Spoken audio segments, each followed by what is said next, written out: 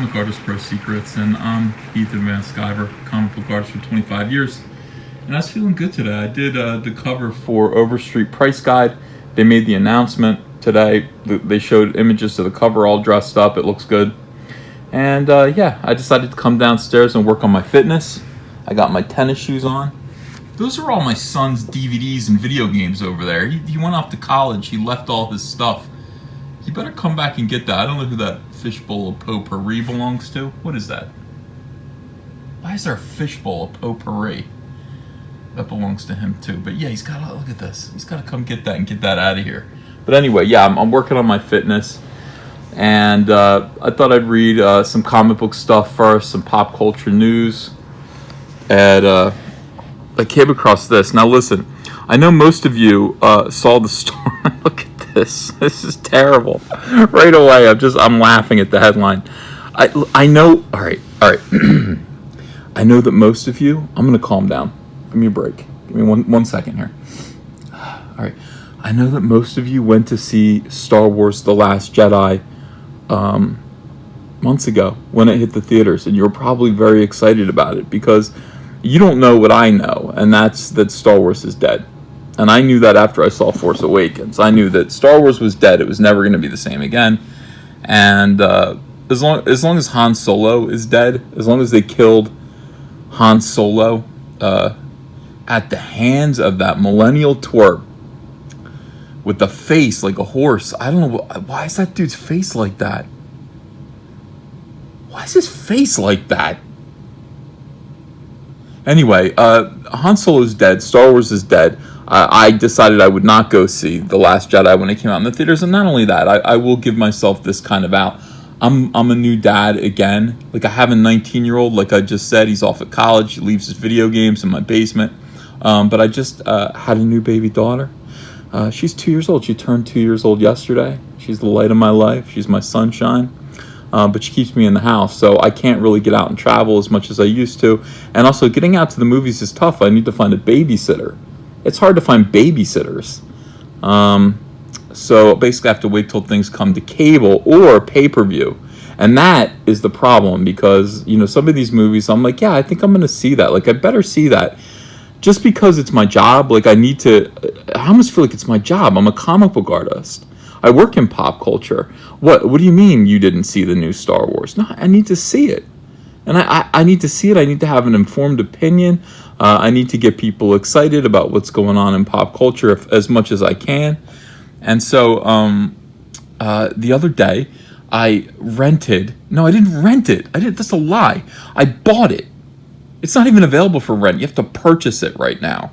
So I actually purchased Star Wars: The Last Jedi. It was $21.99. Let's round that up to $22, and let's round that up to my soul, because that is stuck on my TV forever. And now, whenever I scroll through my purchases on my cable TV, I gotta run past that and remember how I was assaulted.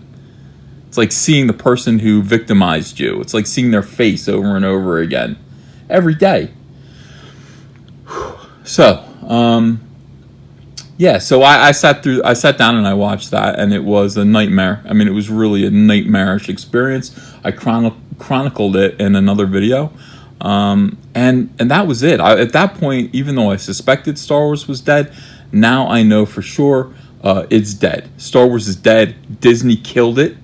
More specifically, the women who are running Disney right now killed it.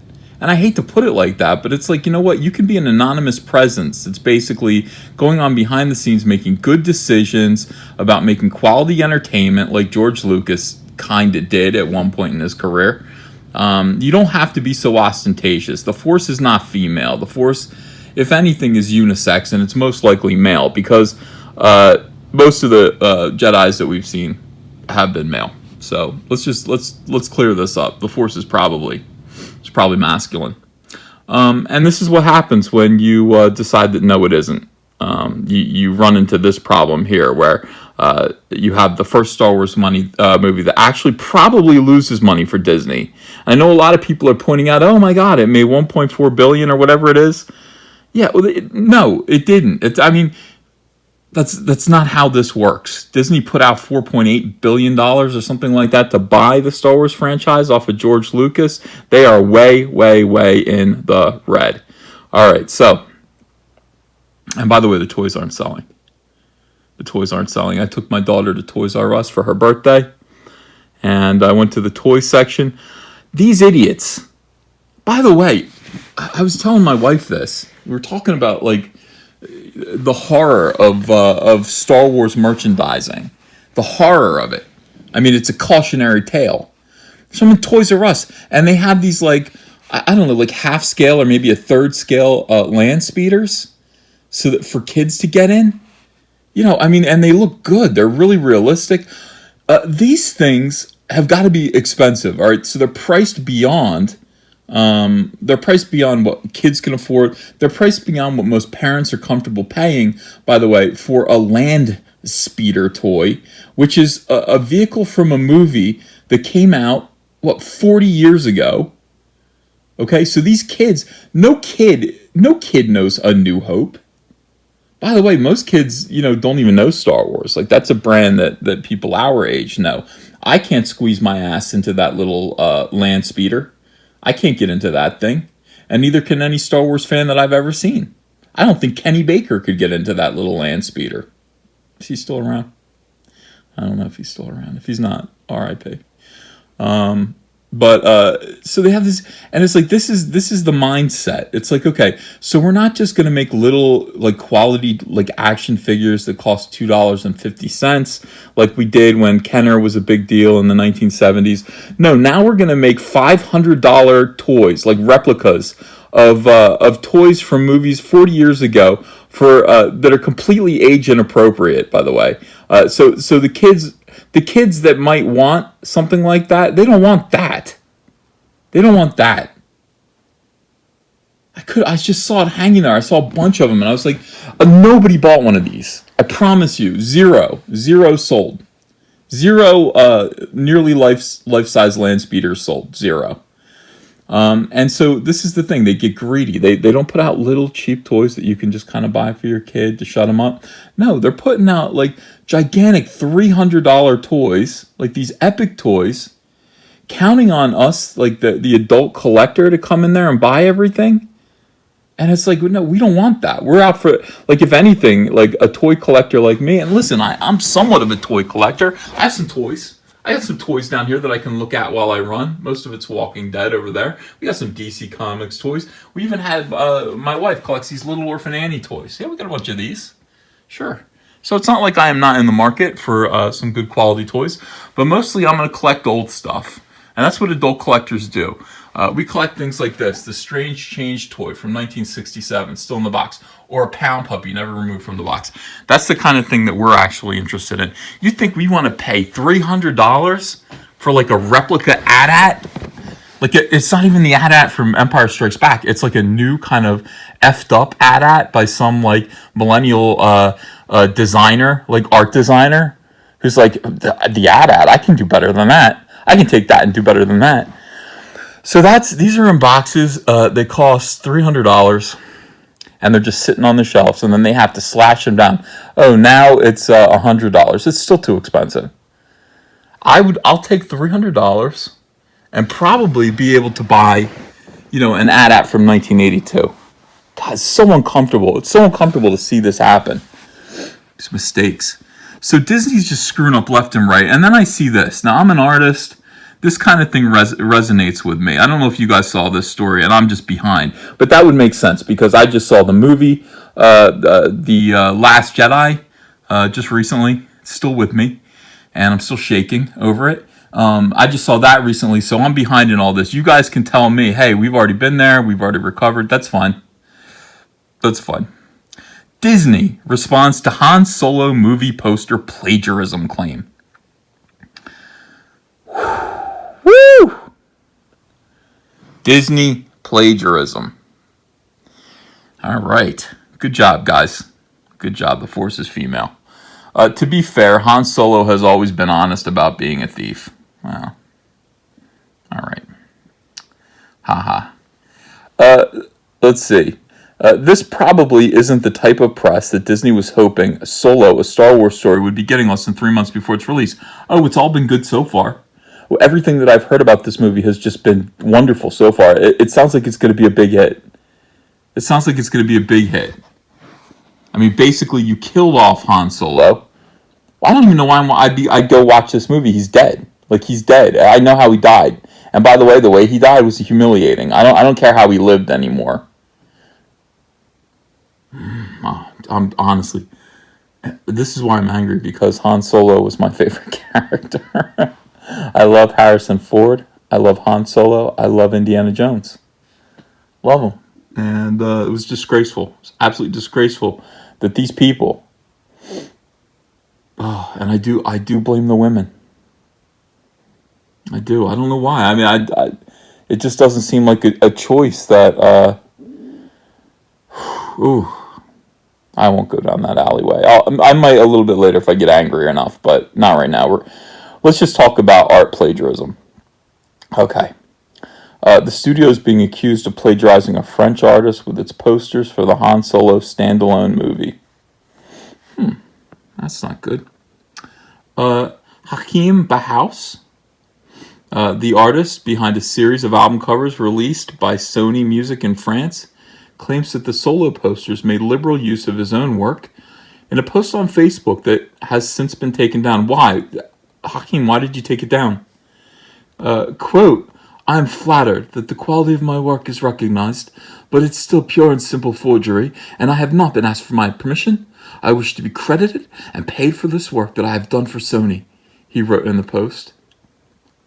Okay, I gave him the most, dignity that I could give him, in that reading. I wanted him to be, it was kind of like 19th century, I think, the way I read that. Anyway, I wanted to honor him, because I agree with him. Now look at this. All right, so this is Hakim's work. I guess he was doing album covers, like compilations, The Legacy of Funk. Now look at that beautiful design. He's got this nice burnt kind of background here. I like that. You lay over red hot, bright, letters here, and then behind it, you've got kind of this figure that represents funk. I don't know if this is I don't think so. I think it's just a painting of a man. Is that a photograph? But you got a nice car, and that says funk, and it's just a great design. And then look at this. So basically, somebody saw this and said, yeah, that's pretty neat, and just completely swiped the entire template. I think even the font. They even swiped the font. That's how ballsy they are. They didn't even change up the font for Solo or Funk. And same color scheme, everything, same idea. Basically, if you blurred your eyes, this is a clearly artistic plagiarism. And some of you may be thinking, well, I mean, if you're not an artist and you're not so inclined, you might think, oh, what's the big deal? I don't get it. Well, let me tell you something. When somebody says to you, hey, artist, we're hiring you to come up with this design, okay, for an album cover, and you come up with something like this, this doesn't fly right out of your brain. This is something that you work on really hard, and you find the right backdrop, you find the right lettering and the color scheme and everything like that, and just the layout and design. It takes a lot of time and talent to get something like this, and clearly he did a good job, because Disney is stealing from him. Disney must have outsourced this job to some complete piece of human refuse,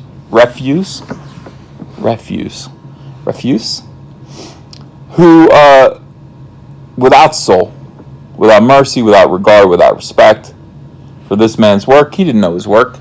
He didn't know the great Hakim Bauhaus like we do. And he just took his work and repurposed it for one of the biggest movies, ostensibly. We don't know that's going to be. I mean, honestly, I think it's going to be one of the biggest bombs. My God, since Hiroshima, it's going to be really, really bad. Look at this. He did a bunch of them. Legacy of Jazz. Look at this beautiful blue design. And then we've got Lando Calrissian here. Look at that. All right, so he didn't just do it once, he did it twice. I hope he didn't do it 3 times. Oh, he did. Kira. I don't know. I don't know who this character is. Who cares? It's fake Princess Leia character, by the way. Fake Princess Leia character. And by the way, all the heroines in Star Wars, they all look the same. They all have these smart-ass kind of looks on their faces. They're all really young, and they're all dark-haired. I don't know why that is. Hang on a second. Let me readjust here and set you down. Yeah, I don't know why that is. I don't know why they all look like this. Why? Why do they all look like that? That could be Rey. That could be the chick from, what's the other movie where they blow up the Death Star that they just made? Rogue One. Yeah, I don't know why they keep doing that. I don't know why every female hero that they use for these Star Wars movies looks like Ellen Page. I don't know why. Why? Why? She can't be a little older. She can't be a redhead. She can't be a blonde. She can't, for goodness sakes, she can't be black. She can't, I mean, she's got to always look like Ellen Page, apparently. Like, that's the archetypal female hero for Disney, Ellen Page. Just get Ellen Page and put her in everything. Shut up. I'm never working for Disney. Watch. They offered me a job once, though, in 2D animation, and then 2D animation closed down a week later after I turned the job down. Yeah, it's Legacy of Electronic Funk. Oh, I hope there's not a 4th one. Oh, there is. Oh, boy. Legacy of Soul. That's a Soul Brother right there. Very nice. By the way, that really is nice. It's great artwork. I don't know if that's a photo or a painting, but maybe it's a digital painting. That's really good. It's just, you know what, like, it's classy. And then this Assault, this Injustice, Stolo, Star Wars Disney story. Yeah, we ripped off this fella, Hakeem. Sorry, brother. I know what this is like. I've had my work ripped off before by people. It doesn't feel good. It doesn't feel good when people are sitting there like walking down the street, with their chest out because they swiped your artwork and got paid for it, and you got nothing. And people are saying, "Oh, that's really beautiful. Like that's great. Hey, that's really cool. You're quite a genius." In the meantime, they stole your work. Didn't credit you for it. It doesn't feel good. Doesn't feel good, Hakeem. Yeah, and Hakeem's probably just he's a freelance artist. This was probably a pretty big job for him. I mean, he was hired by Sony, and he really went to bat for them, and he did his best. He was able to pay his rent on time. He's hoping that this would lead to other things. Like he's only dreaming of working at a studio like Disney. Oh, someday, says Hakeem. Someday I'll work for Disney. Right now I just got this job for Sony. Yeah, they're the studio that makes the Marvel movies that are terrible. Someday I'm going to go work for the studio that makes the Marvel movies that are mediocre. Someday I'm going to graduate, I hope one day, to do artwork for the studio that makes the worst I want to work for the studio that destroyed Star Wars. I mean, think about that. I want to work for the studio that's so creatively bankrupt and yet so incredibly wealthy that they destroyed Star Wars. They bought it to kill it. They bought Star Wars to kill it. And Hakeem's just waiting for his day. Like he's struggling. I feel like right now, I feel Hakeem. I feel him. He's working hard. He's paying his bills. He's finally, like, maybe he's got something going with Sony. He's hoping that he'll have a regular income that will provide him and his family. I'm sure he's got a few kids. He's like me. He's got a few kids. And, the only thing The only thing he wasn't prepared for, the only thing that he wasn't ready for, he was ready to ride on his talent. I mean, to see where his talent would take him. He wasn't prepared for some F-headed Disney to rip him off for one of the biggest movies of 2018. Steal from him. And they could have gone straight to him, by the way. I'm sure he would have enjoyed that paycheck. His family would have eaten.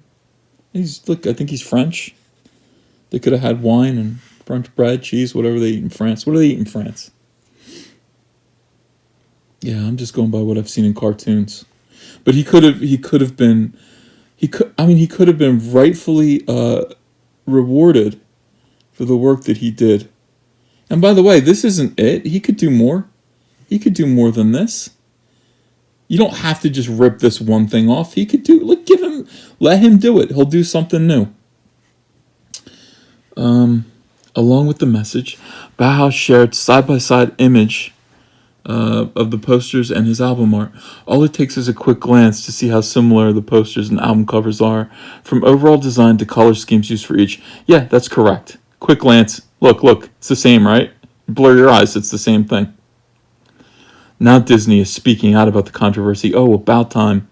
Telling the Hollywood Reporter that it's investigating the alleged plagiarism.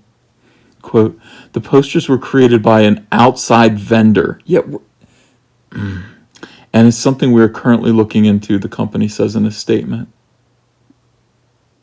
Who was the outside vendor? Disney, why don't you take the blame for this one? The outside vendor should have been Hakeem Bauhaus. And it wasn't. It was a thief. You got taken in. You got taken in and swindled, just like me when I bought Star Wars The Last Jedi on pay-per-view. Bought it. It's on my TV now forever. It's like herpes. The poster debacle is the latest bit of controversy for the Han Solo movie, which saw its directors fired in the middle of production back in June. That's not good. The duo of Phil Lord and Chris Miller were replaced by Ron Howard. Opie. Opie should do a good job. Who finished filming the movie, regardless of the outcome of Disney's poster investigation now. Though, there's no stopping Solo, A Star Wars Story now. It hits theaters on May 25th. God damn, that's a really bleak final sentence. Excuse my language. That is a scary... Look at that. Regardless of the outcome of Disney's poster investigation, though, there's no stopping Solo, A Star Wars Story now. It hits theaters on May 25th. So the way that makes it sound is that, Hakeem could have stopped it, or like maybe that was our last hope to stop this from coming out. A last hope.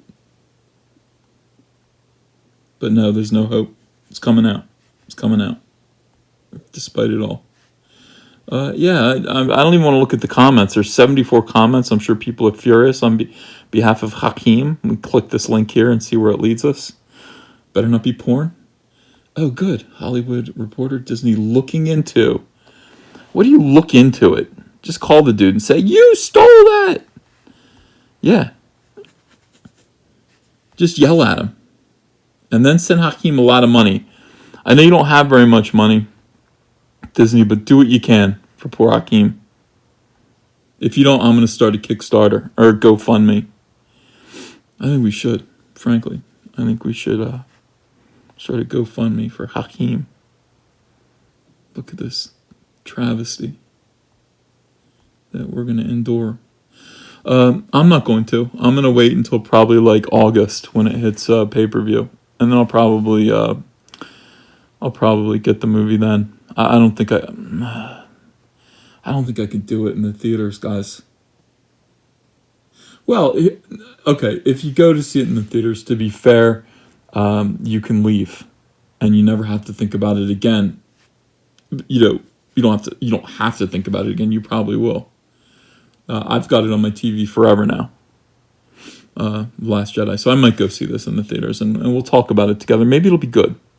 Maybe despite all this, it'll be good. Anyway, thanks for joining me. I'm Ethan Van Sciver. This is Comic Artist Pro Secrets. You guys have a great night. It's no secret at all that I couldn't do this channel if it wasn't for support from you, my subscriber base, and my Patreon donors. If you'd like to join this community by pledging $1 or more per month, go check out the link in the description below. And I thank you.